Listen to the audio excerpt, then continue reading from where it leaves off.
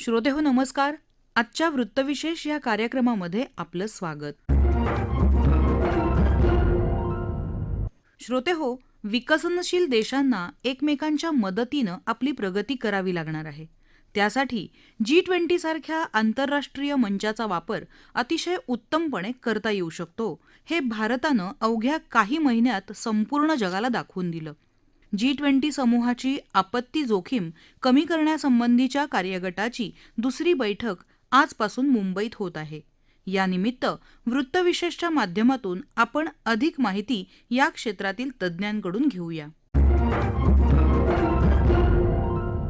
श्रोतेहो, आपत्तीचे संभाव्य धोके ओळखून ते टाळण्यासाठी तसंच आपत्तीचा प्रभाव कमीत कमी व्हावा यासाठी कार्यरत असलेल्या G20 समूहाची ही बैठक आहे.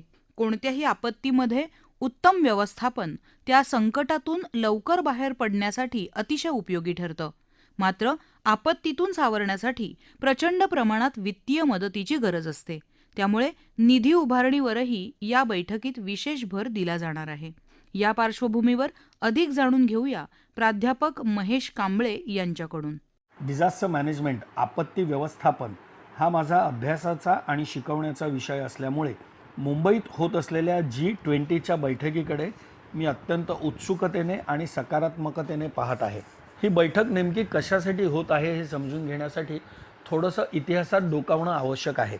आपल्या असं लक्षात आलेलं आहे की ज्या नैसर्गिक परिसंस्था आहेत त्यांना मानवनिर्मित सीमा कळत नाहीत. म्हणजे पाण्याचे प्रवाह असतील, वाहणाऱ्या नद्या असतील, डोंगरदऱ्या असतील, समुद्रात निर्माण होणारे कमी दाबाचे पट्टे असतील, यांना वेगवेगळ्या देशांच्या सीमा कळत नाहीत. त्यामुळे भूकंप, दरडी कोसळणं, चक्रीवादळं ही एकाच वेळेला अनेक देशांवरती परिणाम करू शकतात. किंबहुना कोविडच्या वेळेला आपण सर्वांनी हा अनुभव घेतलेला आहे. त्यामुळे अनेक देशांनी एकत्र येऊन आंतरराष्ट्रीय सहभागातून आपत्ती व्यवस्थापनाचे काम करणं हे अत्यंत गरजेचं आहे. ही जाणीव आपल्याला साधारण 1990च्या काळामध्ये झाली. त्यावेळेला 1990चं दशक हे international decade for natural disaster risk reduction म्हणून साजरं केलं गेलं आणि मोठ्या प्रमाणात आंतरराष्ट्रीय चर्चा घडवण्यात आल्या.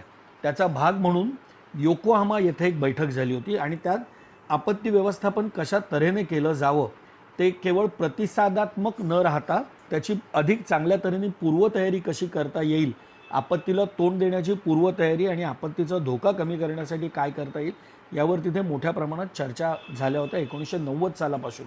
त्यानंतर ह्योगो फ्रेमवर्क फॉर ॲक्शन हे आंतरराष्ट्रीय स्तरावरती मांडण्यात आलं आणि त्याच्याही पुढच्या काळात 2015 पासून सेंडाय फ्रेमवर्क नावाने एक आंतरराष्ट्रीय तहनामा झालेला आहे, ज्याच्या अंतर्गत आंतरराष्ट्रीय स्तरावरती आपण आपत्ती व्यवस्थापन कसं करू शकतो, त्यासाठी आंतरराष्ट्रीय स्तरावरती सगळ्या देशांनी एकत्र येण्याची कशी गरज आहे, आपत्तीची जोखीम कमी करण्यासाठी मोठ्या प्रमाणात जर आपण इन्व्हेस्टमेंट करू शकलो तर आपत्तीचा धोका कसा कमी करता येऊ शकतो यावर अनेक चर्चा झालेल्या आहेत. आत्ताची जी G20ची बैठक होते ती या सेंडाय फ्रेमवर्कच्या परिप्रेक्षात होते.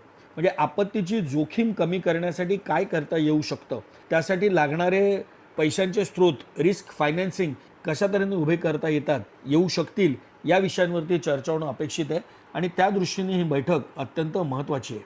श्रोतेहो, मुंबई ही महानगरी आहे. या नगरीनं अनेक संकटांना धीरानं तोंड दिलं आहे. याचं मुख्य कारण म्हणजे मुंबई महानगरपालिकेचा आपत्ती व्यवस्थापन सांभाळणारा सक्षम विभाग. यावेळी G20च्या कार्यक्रमातही हा विभाग सहभागी आहे. याबाबत राष्ट्रीय आपत्ती व्यवस्थापन प्राधिकरणाचे सचिव कमल किशोर यांनी सांगितलं. मुंबई में आपदा प्रबंधन के लिए पिछले कई सालों से काफ़ी काम किया गया है.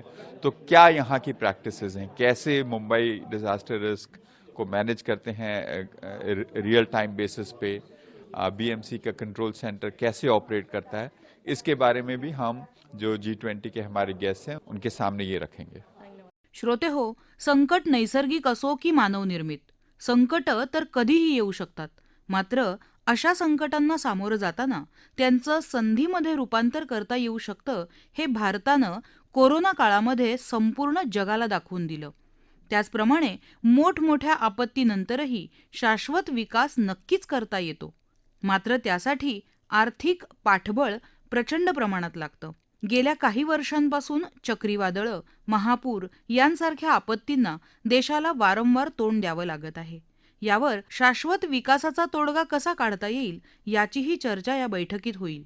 मुंबईसह महाराष्ट्र तसंच देशाच्या दृष्टीनं ही बैठक कशी महत्त्वपूर्ण ठरणार आहे या अनुषंगानं माहिती देत आहेत आपत्ती व्यवस्थापन विषयाचे अभ्यासक प्राध्यापक महेश कांबळे. अगदी मुंबईचं उदाहरण घ्यायचं झालं तर मुंबईमध्ये पावसाळ्याच्या दिवसात पूर येणं, दरडी कोसळणं किंवा मुंबईतील वस्त्यांना आगी लागणं अशा प्रकारच्या घटना आपल्यासाठी नवीन नाहीत. या नियमितपणे होत असतात. त्यांना तोंड देण्याची व्यवस्था मुंबईमध्ये काय पद्धतीची आहे हा एक आपल्यासाठी महत्त्वाचा विषय असू शकतो. आपल्यापैकी बऱ्याच जणांना माहीत असेल की मुंबई महानगरपालिकेमध्ये या आपत्ती व्यवस्थापनाची control room, emergency operation centre हे आहे आणि तिथून सर्व प्रकारचे प्रतिसाद हे कोऑर्डिनेट केले जातात.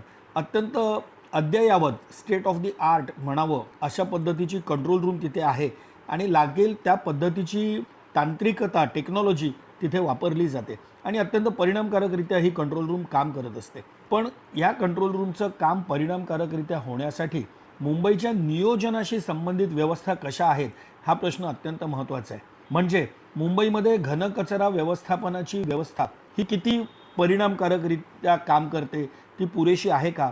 सांडपाणी नियोजनाची व्यवस्था पुरेशी आहे का, परिणामकारक आहे का? स्टॉर्म वॉटर ड्रेनेज ज्याला म्हणतात ती व्यवस्था पुरेशी परिणामकारक आहे का, हे प्रश्नही आपल्याला विचारावे लागतात. त्यासाठी मुंबई महापालिकेने अक्षरशः जगड्याळ म्हणावी अशी यंत्रणा उभ्या केलेल्या आहेत. खूप मोठ्या प्रमाणात स्टॉर्म वॉटर ड्रेनेजची सिस्टीम काम करते, सांडपाणी नियोजनाची व्यवस्था काम करते, घनकचरा व्यवस्थापनाची सिस्टीम काम करते. परंतु मुंबईचे जे मोठ्या प्रमाणात जगड्याळ असे जे कॉम्प्लेक्स अशी जी रचना आहे, ज्या पद्धतीची मुंबईमध्ये घनता आहे, ती सगळी पाहता या व्यवस्था तेवढ्या परिणामकारकरित्या काम करू शकत नाहीत. त्यामुळे या व्यवस्थांचं अधिकाधिक क्षमता वाढवणं हे गरजेचं ठरतं.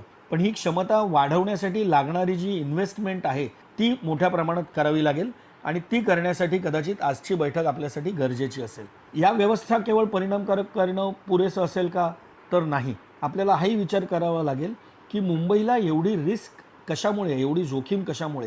तर आपल्या लक्षात येईल की मुंबईच्या नियोजनातच ही जोखीम ही भरलेली आहे. म्हणजे मुंबई हे आपल्याला माहीत आहे की मुळात 7 बेटं होती. या 7 बेटांवरती डोंगरं होती, दऱ्या होती, त्याच्यात पाण्याचे स्रोत होते, तलाव होते, नद्या होत्या. आपण हे सगळे डोंगर कापून बेटांमधली जागा भराव टाकून व्यापून टाकली. मुंबईच्या पलीकडच्या बाजूला साष्टी बेटं होती.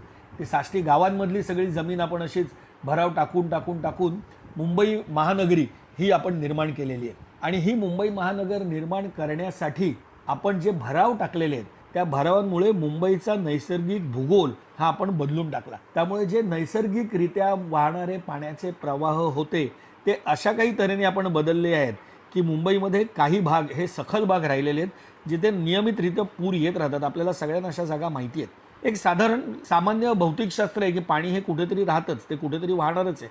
त्यामुळे एका ठिकाणी भराव टाकल्यानंतर जर तिकडलं पाणी आपण थांबवलं तर ते दुसरीकडून कुठून तरी बाहेर येतं. त्यामुळे मुंबईत नवीन नवीन जागा या आपत्तीच्या तयार होत राहताना आपण बघत असतो. आणि ते मुंबईचं होत असलेलं नियोजन, मुंबईत टाकत असलेले भराव, मुंबईचा होत असलेला विकास, मुंबईत ज्या पद्धतीने आपण नवीन प्रकल्प आखत जातोय त्या प्रकल्पांमुळे होणारे पर्यावरणीय परिणाम, या सगळ्याचा एकत्रित परिणाम म्हणून मुंबईमध्ये पूर येतात असं आपल्याला म्हणता येऊ शकतं. त्यामुळे पूर जर थांबवायचे असतील तर त्यासाठी मुंबईचं पूर्ण नियोजनच मुळापासून बघावं लागेल आणि ती पाणी वाहून जाणारी व्यवस्था, ड्रेनेज सिस्टीम ही परिणामकारकरित्या आपल्याला राबवावी लागेल, हे आपल्या लक्षात येतं. दुसऱ्या बाजूनं आपल्याला हेही बघायला लागेल की मुंबई हे भारताचं आर्थिक केंद्र आहे. मोठ्या प्रमाणात पैसे हे मुंबईत निर्माण होत असतात. श्रीमंती, वेल्थ ही मुंबईत निर्माण होत असते आणि त्यामुळे काम करायचं असेल तर मुंबईत यावं लागतं. म्हणजे आपल्याला माहिती आहे की ग्रामीण भागामध्ये ग्लोबल क्लायमेट चेंजमुळे, म्हणजे बदलणाऱ्या तापमानामुळे, तापमान वाढीमुळे असेल, लहरी हवामानामुळे असेल, पुरेसा मार्केटिंग सपोर्ट नसल्यामुळे असेल, शेतीवरचा वाढता खर्च आणि त्यातून मिळणारं कमी उत्पन्न यामुळे असेल किंवा शेतीत नसलेल्या सुरक्षेमुळे असेल, शेती करणं परवडत नाही. हे आज आपल्याला सगळ्या शेतकरी सांगत असतात आणि म्हणून केवळ शेतीवर अवलंबून राहणं अशक्य असल्यामुळे त्यांना कामासाठी तिथून विस्थापन करावं लागतं. आणि ते विस्थापन करून जेव्हा ते मुंबईसारख्या शहरात येतात तेव्हा मुंबईमध्ये त्यांना परवडेल अशा प्रकारची कुठली घरांची सोय नाही, त्यांच्यासाठी मिळणारं कुठलंही निवारा नाही. त्यामुळे मुंबईत घरं परवडणं हे केवळ अशक्य झालेलं असतं आणि त्यामुळे त्यांना राहण्यासाठी मुंबईच्या सखल जागा, जिथे सहजासहजी त्यांना तिकडून महापालिका हाकलणार नाही अशा सखल जागा, डोंगर उतार अशा ठिकाणी राहणे गरजेचं ठरतं. त्यामुळे असे विस्थापन होऊन येणारे लोक हे मुंबईच्या सखल जागांवरती राहावं लागल्यामुळे पूरग्रस्त होत राहतात. मुंबईतल्या डोंगर उतारांवर राहायला लागल्यामुळे दरड कोसळणाऱ्या बळी पडतात. खूप लोक एका ठिकाणी राहतात, त्यामुळे गर्दी जास्त वाढते, घनता जास्त वाढते, त्यामुळे आगीचा धोका वाढतो. अशा ठिकाणी साथीचे रोग पसरण्याचा धोका वाढतो. आपण कोविड काळामध्ये हे सगळं बघितलं. त्यामुळे हा केवळ टाउन प्लॅनिंगचा, शहर व्यवस्थापनाचा, शहर नियोजनाचा किंवा भूगोलाचा विषय नसून सामाजिक न्यायाचा विषय म्हणून आपल्याला बघायला हवं. मुंबईच्या विकासामध्ये गरीब, दलित, मागासवर्गीय, महिला, दिव्यांग या सगळ्यांचं काय स्थान आहे? कारण आपल्या लक्षात येईल की हे सगळे लोक आपत्तीत जास्त बळी जात असतात. त्यामुळे या सर्वांचा विचार करून, सामाजिक न्यायाचा विचार करून, परिणामकारक नियोजन करून मुंबईचा विकास साधणं हे आपत्ती व्यवस्थापनासाठी अत्यंत महत्त्वाचं काम ठरणार आहे. जागतिक तापमान वाढीचा विचार करता आपत्तींची वारंवारिता म्हणजे फ्रिक्वेन्सी आणि त्यांचा परिणाम म्हणजे मॅग्निट्यूड खूप मोठ्या प्रमाणात वाढणार हे आता आपल्याला माहिती आहे. याचा विचार करून आपल्याला विकासाची संकल्पना नेमकी काय असणार याचा पुनर्विचार करावा लागेल. आपत्ती व्यवस्थापनाचं काम हे केवळ परिणामकारकरित्या प्रतिसाद देणं इथपर्यंत मर्यादित न ठेवता शहर नियोजन कशा तऱ्हेने केलं जाणार, आर्थिक व्यवस्थापन कशा तऱ्हेने केलं जाणार या दृष्टिकोनातून बघावं लागेल. आणि हा प्रश्न केवळ भूगोलापुरता मर्यादित न ठेवता सामाजिक न्यायाचा प्रश्न म्हणून बघावा लागेल. आजच्या G20च्या बैठकीत या विषयांवर चर्चा होईल आणि रिस्क फायनान्सिंग हे केवळ शहर नियोजन किंवा परिणामकारकरित्या प्रतिसाद इथपर्यंत मर्यादित न राहता समानता राहणं, आर्थिक आणि सामाजिक विकास साधणं आणि समानता आणणं यासाठी सुद्धा वापरला जाईल अशी आजच्या बैठकीकडनं अपेक्षा करूया. श्रोते हो, मुंबईत होत असलेल्या कार्यगटाच्या या बैठकीला G20 समूहातील सदस्य देशांचे प्रतिनिधी, निमंत्रित देश, आंतरराष्ट्रीय संस्था आणि राष्ट्रीय आपत्ती व्यवस्थापन प्राधिकरण, राष्ट्रीय आपत्ती निवारण दल अशा महत्त्वपूर्ण संस्थांचे प्रतिनिधी उपस्थित राहणार आहेत. संकट काही सांगून येत नाहीत, मात्र आधी ती येऊच नयेत आणि आलीच तर त्यांना सामोरं जाण्यासाठी आपली सिद्धता असली पाहिजे. त्याचबरोबर संकटातून बाहेर पडण्याच्या मार्गांची सुविधा आपण निर्माण केली पाहिजे. यामध्ये आर्थिक मार्ग आणि मनुष्यबळाची मदतही तितकीच महत्त्वाची असणार आहे. वेगवेगळ्या स्तरावर नियोजनाबरोबरच या मार्गांच्या सिद्धतेसाठी केंद्र सरकार जाणीवपूर्वक प्रयत्नशील आहे, हे इथं अधोरेखित होत आहे. आपला वृत्तविशेष हा कार्यक्रम आपण न्यूज ऑन AIR या ॲपवरही लाईव्ह ऐकू शकता. यासोबतच आमच्या मुंबई एअर न्यूज या यूट्यूब वाहिनीवर कार्यक्रमाचं ध्वनिमुद्रण आपल्याला कधीही ऐकता येईल. याबरोबरच आजचा वृत्तविशेष हा कार्यक्रम संपला. हा कार्यक्रम आकाशवाणी मुंबईच्या प्रादेशिक वृत्त विभागानं सादर केला. संपादक आणि सादरकर्त्या सरस्वती कुवळेकर, लेखन आणि समन्वय सुवर्णा बेडेकर, निर्मिती सहाय्य सुशीला वेंगुर्लेकर आणि निवेदन नम्रता कडू.